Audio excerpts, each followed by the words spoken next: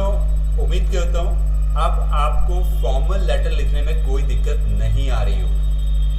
हम लोगों ने देखा कि क्या फॉर्मेट होता है एक फॉर्मल लेटर का, और उसके बाद हमने एक एग्जाम्पल देखा और हम लोग एक प्रैक्टिस लेटर भी लिख चुके हैं कि किस तरीके से ये एग्जाम में आएगा और किस तरीके से उस इंफॉर्मेशन को यूटिलाइज करके हमें वो लेटर लिखना है। अब गाइस बात करते हैं हम लोग इनफॉर्मल लेटर।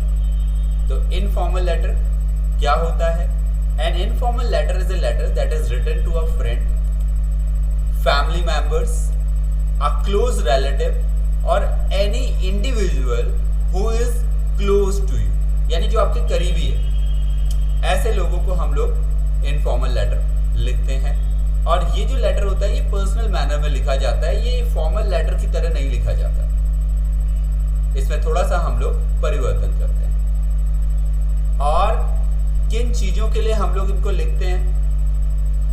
स्पेशल ओकेजन्स हो सकते हैं, जैसे किसी का बर्थडे है, नेम गिविंग सेरेमनी है and all that. To express sympathy, यानी कि सहानुभूति प्रकट करने के लिए, अगर किसी व्यक्ति की मृत्यु वगैरह हो गई है तो वहां पर किसी को मुबारकबाद देने के लिए, किसी को थैंक यू बोलने के लिए, आपके लिए किसी ने कुछ किया है, आपके टीचर्स हो सकते हैं, फ्रेंड्स हो सकते हैं, पेरेंट्स हो सकते हैं, आप उन्हें थैंक यू बोलना चाहते हैं, उसके लिए आप एक लेटर लिख सकते हैं। किसी को आप उसकी गुड हेल्थ के लिए विश करना चाहते हैं, वहां पर आप उसको एक लेटर लिख सकते हैं। और ये लेटर शॉर्ट होंगे या लॉन्ग होंगे, ये डिपेंड करता है कि उस व्यक्ति के साथ आपकी रिलेशनशिप कैसी है ना। अगर रिलेशनशिप बहुत क्लोज है और आप बहुत सारे इन्फॉर्मेशन शेयर करना चाहते हैं तो लॉन्ग भी हो सकता है, और अगर ऐसे ही है तो आप इसे शॉर्ट भी रख सकते हैं। तो कुछ टिप्स हैं जो आपको ध्यान रखने हैं जब आप लोग एक इनफॉर्मल लेटर लिख रहे होंगे, और इसका फॉर्मेट भी गाइस अलग होता है, तो ध्यान दीजिएगा। तो informal letters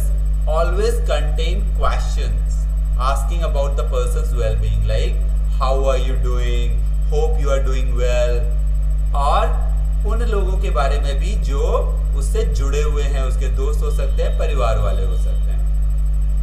The content of the letter should always be concise, यानी कि to the point होना चाहिए। ऐसा नहीं कि आप कुछ भी लिखते जा रहे हैं इधर उधर का, क्योंकि सामने वाला व्यक्ति जो पढ़ रहा है वो आपसे अभी बात नहीं कर रहा है। तो to the point आप जितना रहेंगे उतना ज्यादा उसे अच्छे से समझ में आएगा आप क्या कह रहे हैं। और ये कॉन्वर्सेशनल होना चाहिए, कॉन्वर्सेशन ऐसा लगना चाहिए कि आप उससे बातचीत कर रहे हैं, इस तरह की लैंग्वेज होनी चाहिए। एंड ग्रामेटिकली करेक्ट होना चाहिए, तो grammar is also very important है। और the language of informal letter is very friendly and casual, unlike that of formal letters. तो जो इनफॉर्मल लेटर्स है इसमें हम बहुत ज्यादा फ्रेंडली वर्ड्स इस्तेमाल करते हैं और बहुत कैजुअल होते हैं, जबकि हम फॉर्मल लेटर्स में काफी प्रोफेशनल वर्ड इस्तेमाल करते हैं और बहुत ज्यादा फॉर्मल होते हैं। अब यहाँ पर फॉर्मेट की अगर हम लोग बात करें तो देखिए वहां पर हम लोग क्या कर रहे थे, सबसे पहले एड्रेस लिख रहे थे उस व्यक्ति का जो भेज रहा है, फिर डेट लिख रहे थे और फिर उस व्यक्ति का जो रिसीव कर रहा है। यहाँ पर पहले वाला फॉर्मेट तो वही रहेगा, फिर उसके बाद हम यहाँ पर डेट मेंशन करेंगे और यहाँ पर फिर हम डायरेक्ट नाम पर आ जाएंगे जिस व्यक्ति को हम लेटर भेज रहे हैं। सो डियर रोहन, उसके बाद I hope you are in a good health. I hope this letter finds you in a good health. I hope this letter finds you in the pink of your health. इस तरीके से हम sentence की शुरुआत करते हैं और फिर आगे बढ़ते हैं। और इसी तरह हम लास्ट में कि मेरी तरफ से सबको याद कर देना, सबको नमस्ते बोल देना, लाइक दैट हम लोग बोलते हैं ना, इसी तरह इंग्लिश में give my regards to your mom, dad, your friends, maybe आपके भाई और बहन है तो your siblings and all that, and yours truly, और फिर अपना यहाँ पर एंड में आप नाम लिखते हैं। तो थोड़ा सा यहाँ पर चीजें बदल जाती हैं, जैसे यहाँ पर सब्जेक्ट आता था आपका रिसीवर के एड्रेस, नाम और एड्रेस के बाद, वो नहीं है, और यहाँ पर सब्जेक्ट लाइन गायब है, यहाँ पर व्यक्ति जिसको आप भेज रहे हो उसका एड्रेस नहीं है, राइट। तो all these things have changed in informal letter. तो फॉर्मेट को जरूर ध्यान रखिएगा। और कुछ फ्रेजेस जो आपकी हेल्प के लिए यहाँ पे मैंने लिख दी हैं, सो दैट जब आप ये लेटर लिखे हैं तो आपको ये ना लगे कि यार मैं क्या लिख सकता हूँ यहाँ पर, क्योंकि जैसा कि मैंने कहा हम लोग सिर्फ और सिर्फ बोर्ड एग्जाम्स में ही अच्छे मार्क्स नहीं लाएं, हम अपनी कम्युनिकेशन स्किल्स को भी अच्छा करें, रिटन स्किल्स को भी अच्छा करें इंग्लिश में। वो उस चीज को ध्यान में रख के मैं आपके लिए ये नोट्स बना रहा हूँ। तो guys I hope you are in a good health. जब आप लोग शुरुआत करते हैं लेटर की तो ये सब लिख सकते हैं, how have you been, I came to know about how is life treating you. I was happy to hear about how are the kids. I hope you are doing great. I hope you, mom and Reena are having a great time. Conclusion यानी end में हम लोग जब ending करते हैं तो हम लोग किस तरीके से एंडिंग करते हैं, हम क्या लाइनें लिख सकते हैं. I am looking forward to seeing you. मैं बेसब्री से तुमसे मिलने का इंतजार कर रहा हूँ. I dedicate my success to you. मैं अपनी सफलता का श्रेय तुम्हें देता हूँ. I can't wait to see you. मैं तुमसे मिलने का और इंतजार नहीं कर सकता. Send me a detailed reply. मुझे एक बड़ा सा रिप्लाई देना. I can't wait to hear from you. आप मुझे जल्द से जल्द तुम्हारी तरफ से भी रिप्लाई चाहिए, क्योंकि मैं तुम्हारी तरफ की स्टोरी भी सुनना चाहता हूँ. अब मैं और इंतजार नहीं कर सकता. आई एम लुकिंग फॉरवर्ड. अब मैं बेसब्री से इंतजार कर रहा हूँ तुम्हारे रिप्लाई का. Hearing from you. See you soon. जल्द ही मुलाकात करेंगे. Revert as soon as possible. जितनी जल्दी हो सके उतनी जल्दी रिप्लाई करना. Good luck. यानी कि कोई आप काम करने जा रहे हो, उसके लिए हम बोल रहे हैं कि good luck. Give my regards to. जैसे अभी हमने बोला था यहाँ पर, हम मेरा नमस्ते बोल देना, मेरी तरफ से याद कर देना. और जो आखिरी में आप साइन ऑफ करते हैं वहां पर आप लिख सकते हैं best wishes, yours sincerely, yours obediently, yours truly, yours affectionately. Thanking you, kind regards, best regards, lots of love.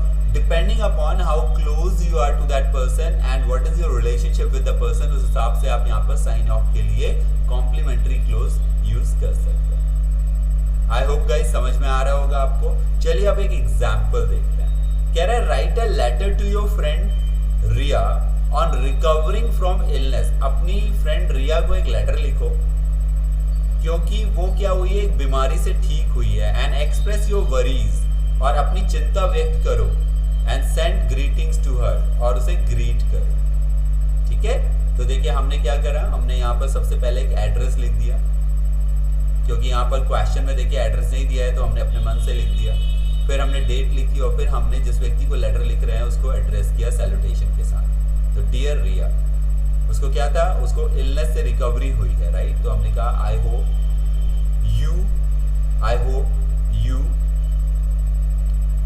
यहाँ पर यू देखिए कोई मतलब का नहीं है, इसे हटा देते हैं. I hope this letter finds you in a good health and I am good as well. यानी मैं उम्मीद करता हूँ कि ये लेटर जब तुम्हें मिलेगा तो तुम बिल्कुल हेल्थी होगी और मैं भी यहाँ पर बिल्कुल fit and fine. Heartiest congratulations on your complete victory over the giant of jaundice that had gripped your life and liver and made your health worse. तो गाइस थोड़ा सा एक बड़ा सेंटेंस है, लेकिन इसका मतलब क्या है वो समझ लीजिए. कह रहा है दिल से मुबारकबाद, क्योंकि तुमने एक पूरी तरीके से जीत पाई है. ये तुम्हें पीलिया हो गया था और तुम्हारे लीवर को और तुम्हारी लाइफ पर ये जो एक पंजा कस लिया था इस राक्षस ने, उस पर तुमने पूरी तरीके से जीत पा ली है. इसके लिए बहुत बहुत मुबारकबाद. Your well being matters the most to me. तुम्हारा स्वास्थ्य, तुम्हारा अच्छा होना मेरे लिए बहुत मायने रखता है. I can imagine how hard it would have been for you to bear this painful illness. मैं इस बात की कल्पना कर सकता हूँ कि तुम्हारे लिए कितना मुश्किल रहा होगा इस दर्द भरी बीमारी का सामना करना, इसे बर्दाश्त करना. I became incredibly happy. मुझे बहुत खुशी हुई after knowing that you overcame the deadly sickness. ये जान करके कि तुम इस जानलेवा बीमारी से उबर आई हो. This is your second life. एक तरीके से ये तुम्हारी दूसरी जिंदगी है. And I hope, और मैं उम्मीद करती हूँ, you will take better precautions. तुम पूरी तरीके से अच्छे तरीके से परहेज करोगी against, इनके खिलाफ infectious diseases in future. यानी इस तरह की जो infectious diseases होती हैं फ्यूचर में तुम्हें ना हो जाए, इसके लिए तुम पूरी तरीके से परहेज करोगे. Stop worrying about your home and office. अब घर और ऑफिस की चिंता करना बंद करो. Take it easy. ठीक है, सब सही हो जाएगा. Get all the rest you can. जितना हो सके उतना आराम करो. Get better soon. और जल्द से जल्द अच्छे हो जाओ. Once you get back to your hale and hearty self, please pay us a visit to us. Visit करना मतलब घूमने फिरने आना, किसी के यहाँ जाना. तो कह रहा है एक बार तुम बिल्कुल तरह से फिट एंड बिल्कुल पूरी तरह से फिट एंड फाइन हो जाओ तो हमें जरूर मिलने आना। As I can't wait to see your olden and smiling self once again. कह रहा है क्योंकि मुझसे अब इंतजार नहीं हो रहा है, मैं तुम्हारा वही पुराना वही मुस्कुराता हुआ चेहरा एक बार दोबारा से देखना चाहती हूँ। स्टे वेल फॉर एवर, हमेशा स्वस्थ रहो।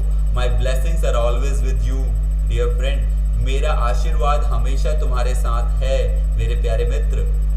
Please convey my sincere regards, और मेरी तरफ से दिल से याद कर देना, नमस्ते बोल देना टू योर पेरेंट्स, अपने माता पिता को, रमन एंड रीना, रमन को और रीना को, हो सकता है उसके भाई बहन हो या और कजिन वगैरह। योर्स अफेक्शनेटली, तुम्हारी प्यारी दीपिका, और नाम लिखा उसने अपना दीपिका। तो गाइस ये एक एग्जाम्पल है जो आपको बता रहा है कि इनफॉर्मल लेटर हम लोग किस तरह से लिखते हैं।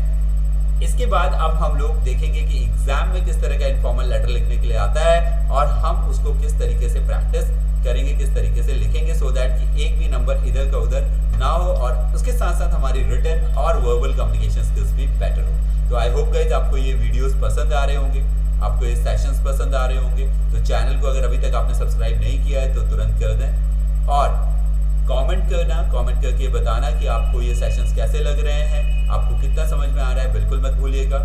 और लाइक कर दीजिएगा वीडियो को और शेयर जरूर करिएगा guys. Sharing is caring. So